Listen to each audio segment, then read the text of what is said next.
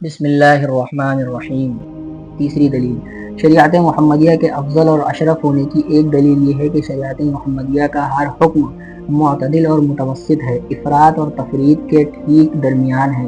توسط اور اعتدال اس کا طرۂ امتیاز ہے، جیسا کہ اللہ تعالیٰ نے فرمایا وَكَذَلِكَ جَعَلْنَاكُمْ أُمَّةً وَسَطًا، ہم نے تم کو متوسط اور معتدل امت بنایا۔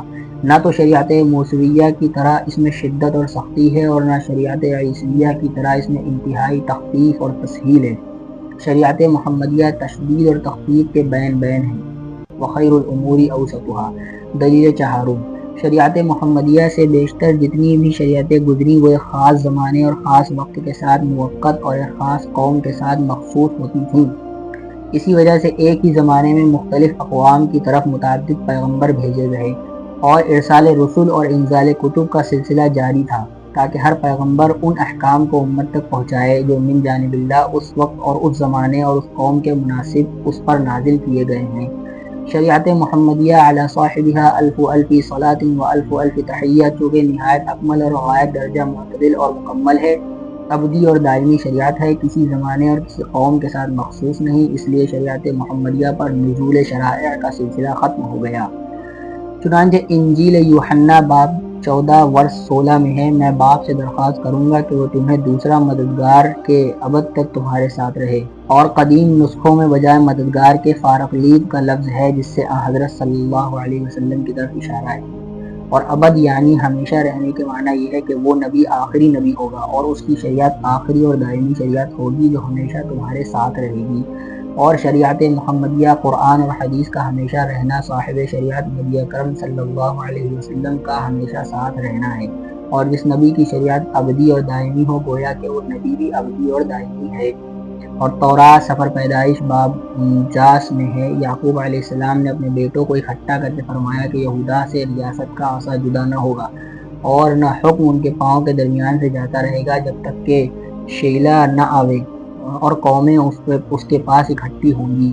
شیلا سے حضرت صلی اللہ علیہ وسلم مراد ہیں، اور اس جملے میں کہ قومیں اس کے پاس اکٹھی ہوں گی عموم بعثت کی طرف اشارہ ہے کہ آنے والا نبی کسی خاص قوم کی طرف مبعوث نہ ہوگا بلکہ عالم کی تمام اقوام کے لیے نبی بنا کر بھیجا جائے گا۔ شریعت موسویہ اور عیسویہ کو یہ حق نہیں کہ وہ اپنی عمومیت اور عالمگیر ہونے کا دعویٰ کر سکیں۔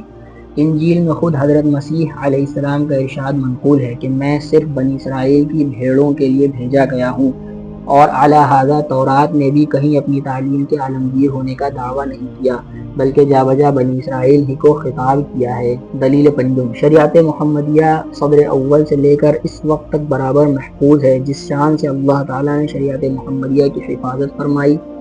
اگر اس کی شان حفاظت کی زکوٰۃ نکالی جائے اور تمام دنیا کے مذہبوں اور ملتوں پر تقسیم کی جائے تو غنی ہو جائیں، مگر افسوس کہ قسام ازل نے شریعت محمدیہ کی زکوٰۃ حفاظت میں سے ایک نقیر اور قطمیر بھی ان کے حصے میں نہیں لگایا۔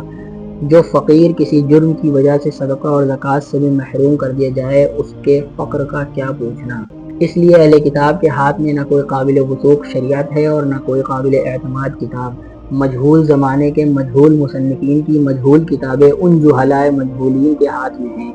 اللہ تعالیٰ ان پر رحم فرمائے، آمین یا رب العالمین۔ دلیل ششم، دنیا میں مذاہب بے شمار ہیں لیکن یہ ناممکن ہے کہ سب حق ہوں۔ یہ کیسے ممکن ہے کہ خدا تعالیٰ کا اقرار اور انکار، توحید اور تثلیث، قیامت کا ماننا اور نہ ماننا دونوں حق ہوں؟ اگر دونوں حق ہوں تو اجتماع ضدین اور نقیضین لازم آتا ہے، اور یہ بھی ناممکن ہے کہ تمام مذاہب باطل ہوں ورنہ ارتفاع نقیضین لازم آتا ہے۔ یعنی کوئی یوں کہے کہ زید مرد ہے یا مرد نہیں ہے تو ان دونوں میں سے ایک ہی چیز ہوگی، ایسا بھی نہیں ہوگا کہ دونوں ہی چیزیں نہ ہوں، اور ایسا بھی نہیں ہوگا کہ دونوں چیزیں ہو جائیں۔ اگر دونوں چیزیں ہو جائیں گی، تو مثال کے طور پر کوئی کہے کہ زید مرد ہے اور مرد نہیں بھی ہے، تو اگر کوئی یوں کہے کہ زید مرد ہے اور مرد نہیں بھی ہے تو اس کو کہتے ہیں اجتماع ضدین، دو اپوزٹ چیزوں کا مل جانا، اور یہ ناممکن ہے کہ کوئی ایک آدمی مرد بھی ہو اور مرد نہ بھی ہو۔ اور ارتفاع ضدین کہتے ہیں کہ دونوں چیزیں اٹھ جائیں، یعنی کہ زید مرد نہ بھی ہو اور زید مرد بھی ہو، ایسا بھی نہیں ہو سکتا ہے۔ تو ان دونوں میں سے ایک کا ہونا ضروری ہوگا، یا تو مرد ہوگا یا مرد نہیں ہوگا۔ تو اگر دونوں چیزیں نہ ہوں تو ارتفاع ضدین کہا جائے گا، اور ارتفاع ضدین بھی نہیں ہو سکتا، کیونکہ ظاہر سی بات ہے اگر کوئی انسان ہے تو وہ مرد ہو یا عورت ہوگا، مرد ہوگا یا مرد نہیں ہوگا۔ اور یہ بھی ناممکن ہے کہ تمام مذاہب باطل ہوں، ورنہ ارتفاع نقیضین لازم آتا ہے۔ لا محالہ ایک ہی مذہب حق ہوگا اور اس کے سوا سب باطل ہوں گے۔ حق اور باطل ہونے کا ایک معیار تو وہ ہے کہ جو ہم پہلے بیان کر چکے ہیں کہ جس مذہب کے اصول اور قوانین عقل سلیم اور فطرت صحیحہ کے مطابق ہوں وہ حق اور سچا ہے، اور جس مذہب کے اصول اور قوانین عقل اور فطرت کے خلاف ہوں وہ ناحق اور باطل ہے۔ دوسرا معیار یہ ہے کہ جس مذہب نے حقوق اللہ اور حقوق نفس اور حقوق عباد کی صحیح اور مکمل تعلیم پیش کی ہو وہی مذہب صحیح اور مکمل ہے۔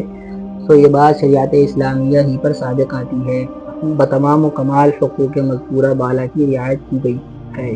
اول حقوق اللہ کو لیجئے کہ جس مذہب نے سرے ہی سے خدا کے وجود کا انکار ہو یا خدا کے ساتھ اس کا شریک بھی مانا ہو، جیسے مجوسیوں کے نزدیک یزدہ اور اہرمن، اور نصارہ کے نزدیک اقانیم ثلاثہ باپ بیٹے روح القدس تین کے مجموعہ کا نام خدا ہے، یا جو لوگ 33 کروڑ دیوتاؤں کے قائل ہوں، ان مذاہب نے خداوند ذوالجلال کی تنزیہ و تقدیس کا کیا حق ادا کیا؟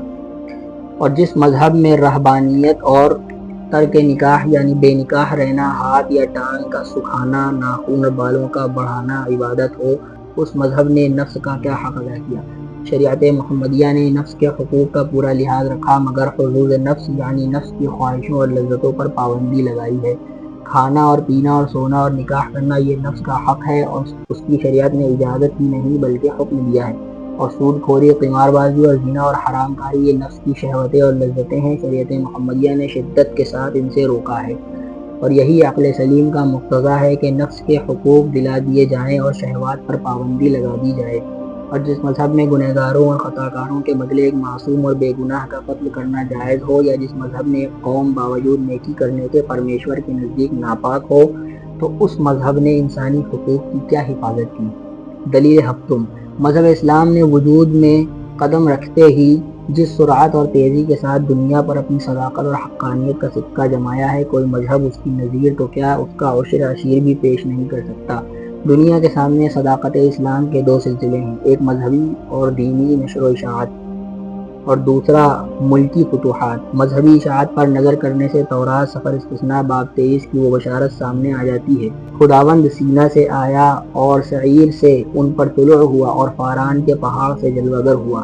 مذہب اسلام کیا تھا؟ ایک روشن آفتاب تھا کہ فاران کی چوٹیوں سے جلوگر ہوا، جس سے دم کے دم میں تمام عالم روشن اور منور ہو گیا اور تمام روئے زمین اس کے انوار و تجلیات سے جگمگا اٹھی۔